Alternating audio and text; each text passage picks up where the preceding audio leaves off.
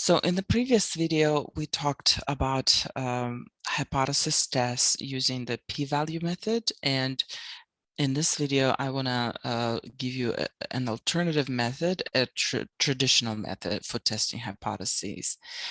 So basically, the beginning of the process is the same. You would identify the claim, identify the null and alternative hypothesis, identify the significance level, and see if it's a right tail test or a left tail test. And you would also calculate the test statistic. Now, okay, so now we're gonna, instead of looking at a probability of the test statistic, which was our p-value, traditional method looks at its z-value to determine how unusual of a result we got. Okay, so let's go back to our problem that we did using p-value method and proceed using the traditional method. So we already mentioned that 2.26 is kind of unusual, right? Because our usual values are within 2 standard deviations.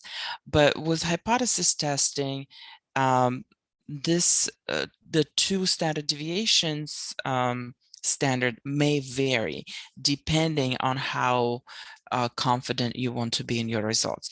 So that's where the significant level comes in. And our significant level is 10%, which is represented by this shaded area. So basically what we want to do, and this shaded area contains all the unusual values, the values that will be considered unusual for our purposes. Okay, so what we need to find this critical value, this borderline z-score that separates the top 10% of values. Why 10%? The 10% corresponds to the significance level. If your significance level was 5%, then we would look for the value that separates the top 5%. If it was 1% significance level, then we would find the value that separates the top 1%, so forth. So I hope you understand, you're following me. So we're going back to our normal calculator, and we're going to put the area in the right tail of 0.1.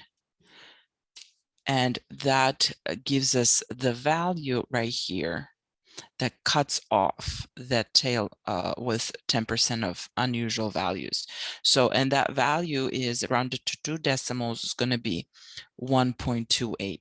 And that's my critical value that I'm going to write down. So that's my critical value that cuts off the top 10%.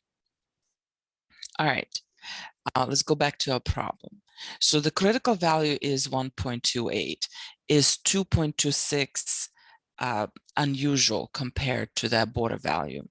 And the answer is yes, it is unusual. So anything that falls behind that value, further away from the center,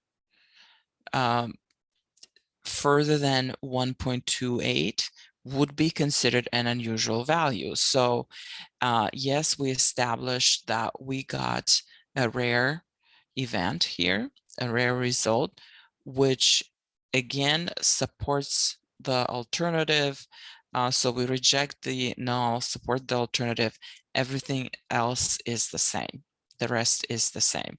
It just, the only difference here is how we establish whether this result is rare. Okay, so in case of the p-value, we actually looked at the areas under the curve, which are probabilities. All right, so with the p-value, we're looking for probabilities that this event or will happen. I mean, event from the sample. So this event, that 282 Americans approved out of 512. So we're looking for the probability of that event, okay? And in case of p-value, but in case of traditional method, we're just looking at the location of that test statistic. Location compared to the value that separates our alpha region. All right, so this is it for traditional method.